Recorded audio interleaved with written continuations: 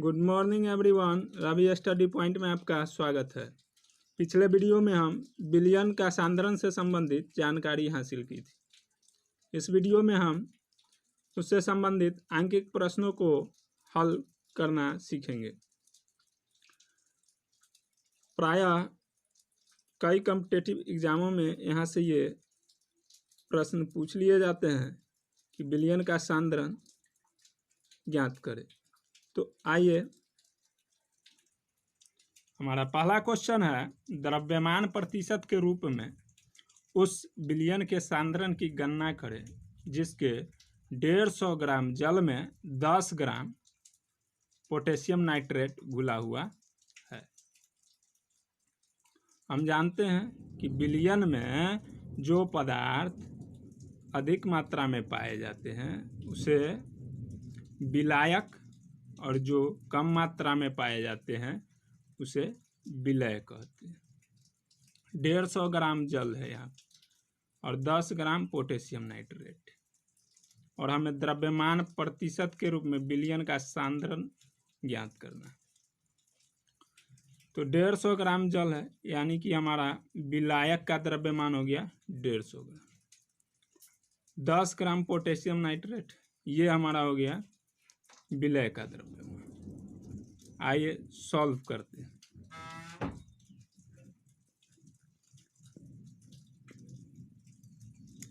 विलायक का द्रव्यमान,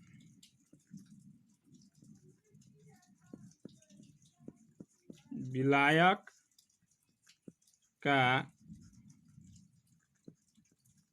द्रव्यमान बराबर 150 ग्राम। विलय का द्रव्यमान, विलय का द्रव्यमान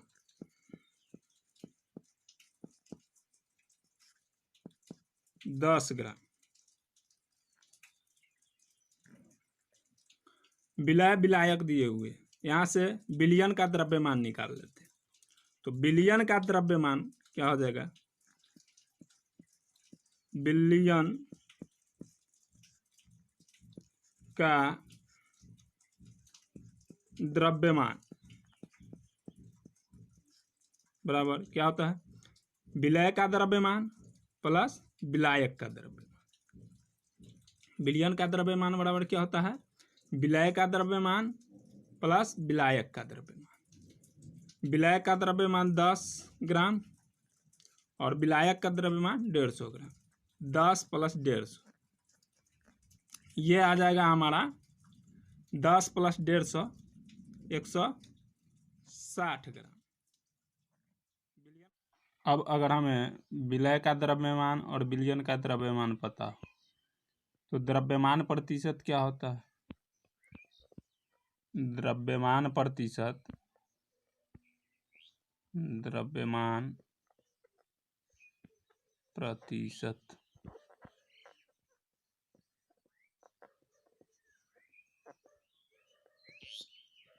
बराबर होता है विलय का द्रव्यमान बटा विलयन का द्रव्यमान गुना का 100। विलय का द्रव्यमान है 10 ग्राम, 10 बटा विलयन का द्रव्यमान है 160 ग्राम। 160 गुने 100। जब इसको सॉल्व करेंगे, ये 0 से 0 कैंसिल कर देते हैं, 0 से 0, ये आ गया 100 बटा 16। जब 100 में 16 से भाग देंगे, 16 छक, ये हो जाएगा 16 छक 96, 4 बचा, दशमलव दिए 40 हो गया। 16 दूना 32, 8 बचा, 0 आ गया, 80 हो गया। 16 पचे 80, 6.25%। ये आ गया हमारा द्रव्यमान प्रतिशत के रूप में विलयन का सांद्रण। आंसर।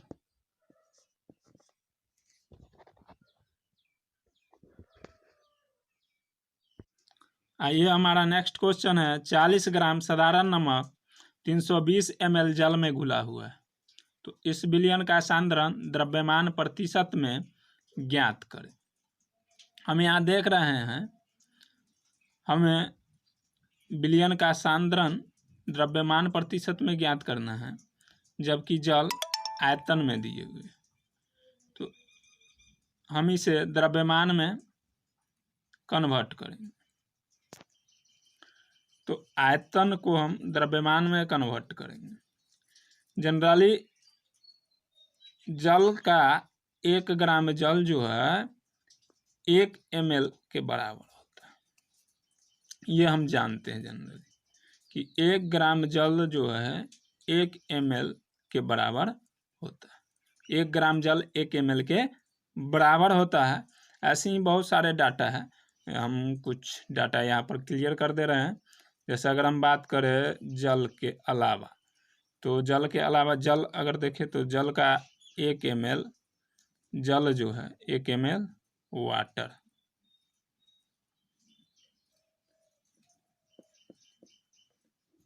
वाटर 1 ml वाटर जो है ये होता है 1 ग्राम के बराबर। इसके अलावा हम कुछ और बात कर लेते हैं। मिल्क की बात करें, मिल्क, तो मिल्क की बात करें तो 1 ml मिल्क जो है ये हमारा आता है 103 ग्राम के बराबर लगभग। ऐसे ही हम अगर बटर की बात करें, तो बटर की अगर हम बात करते हैं, तो बटर की अगर हम बात करें तो बटर 1 ml बटर जो है 0.911 ग्राम के बराबर होता है। और अगर हम हनी की बात करें तो ये 1 ml जो होता है 1.4 ग्राम के इक्वल होता है। ऐसे ही हम कुछ डाटा देख लिए हैं। अब ये कैसे होता है तो इसको निकालना अभी हम देखेंगे। अब यहाँ पर हम देखें कि 1 ml जल जो है 1 ग्राम के बराबर होता है। ये कैसे, तो ml इंटू घनत्व की बात करें, घनत्व का मात्रक ग्राम प्रति ml ये होता है। ml इंटू ग्राम प्रति ml ये आता है हमारा ग्राम के बराबर। तो यहाँ से हम अगर जल की बात करें तो जल का 1 ml, कितना ml? 1 ml, जल का 1 ml। और घनत्व जो है 1 ml जल का घनत्व कितना होता है, तो सभी का डेंसिटी हमको ध्यान में रखना है। चलिए, तो 1 ml जल का घनत्व जो होता है 1 ग्राम प्रति ml होता है, ये होता है। और हमें इसको ग्राम में कन्वर्ट करना है, तो कैसे करेंगे? यहाँ हम देख रहे हैं कि ml इंटू ग्राम प्रति ml ये आता है ग्राम के बराबर, और हमें ग्राम में ही तो निकालना है डायरेक्ट। तो ml 1 ml जल है, इसको गुना करना है किससे? ग्राम प्रति ml से। तो ग्राम प्रति ml की बात करें, जल का 1 ml जो बराबर होता है वो 1 ग्राम प्रति ml के बराबर, ये इसका घनत्व होता है, डेंसिटी। अब यहाँ पर हम देख रहे हैं कि ये ml से ml कैंसिल हो जाएगा और ये आ गया हमारा फाइनली, इसको बोल सकते हैं 1 ग्राम। तो इस तरह से हम बोल सकते हैं कि 1 ml जल जो है 1 ग्राम के बराबर होता है। अब यहाँ हमने ये देखा है, चलिए सॉल्व करेंगे। तो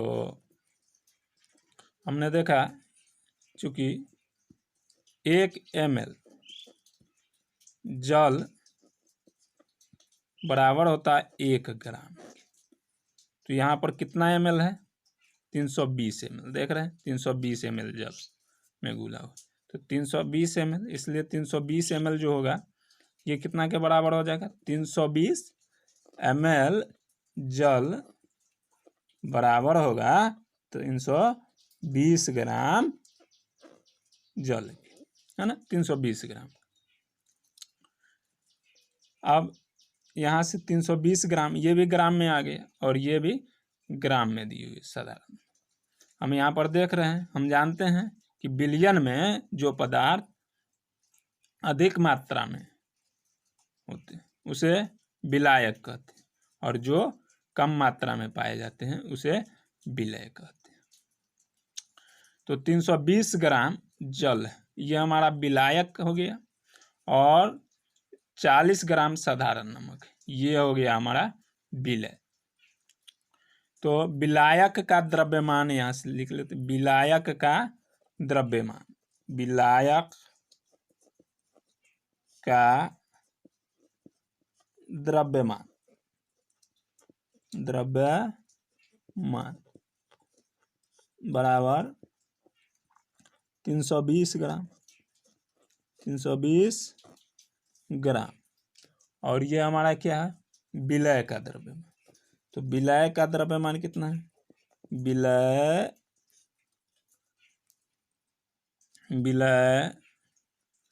का द्रव्यमान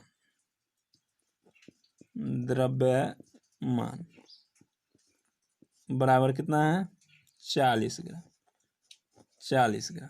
विलय का द्रव्यमान हो गया 40 ग्राम। अब हमें विलायक और विलय पता है, अब यहाँ से हम विलियन का द्रव्यमान निकाल सकते। तो विलियन का द्रव्यमान क्या होता है? विलियन, देखिए दिख नहीं रहा, चलिए, विलियन का द्रव्यमान, विलियन का द्रव्यमान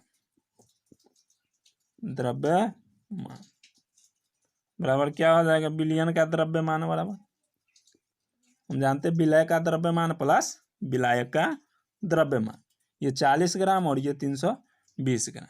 तो ये हो जाएगा हमारा 40 प्लस का 320। जब 40 प्लस का 320 करेंगे तो कितना हो जाएगा? 20 40 60, ये हो गया 360 ग्राम। ये आ गया हमारा विलियन का द्रव्यमान।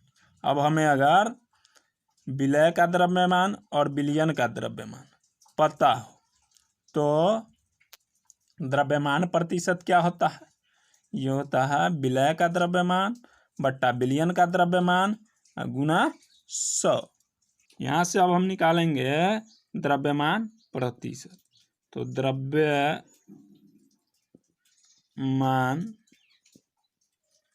प्रतिशत बराबर क्या हो जाएगा? द्रव्यमान प्रतिशत बराबर हो जाएगा विलय का द्रव्यमान 40 बट्टा विलियन का द्रव्यमान 360 गुना का 100। चलिए, ये 0 से 0 अगर कैंसिल कर लेते, 1 0 से 1 0, तो ये हो जाएगा हमारा 400। कितना आ जाएगा? 400 बट्टा 36, 400 बट्टा 36, और कैंसिल कर सकते थे। अगर हम इसको 9 चौक 36 कर ले, ये समझते हैं कि ये इसको 100 गुने 4 बोल सकते थे, 100 गुने 4 बोल सकते हैं। चलिए इसको देखते हैं मिटा करके, इरेज करके। ये हो गया हमारा 4 गुने 100 ऐसे बोल सकते थे, अब बटा 36 वैसा ही रहने दिए। 4 से 9 चौक 36 और कैंसिल कर दिए। ये आ गया हमारा 100 बट्टा 9 शॉर्ट आउट कर। अब 100 में 9 से भाग देंगे, जब 9 से भाग देंगे तो ये आ जाएगा 9 एकम 9 1 0, 10 हो गया। 9 एकम 9, फिर 1 आ गया। अब दशमलव देंगे तो फिर 10 हो गया। 9 एकम 9, इसी तरह 1 1 1 आते रहेगा अप्रोक्स। तो 11.1 ये हो गया हमारा द्रव्यमान प्रतिशत।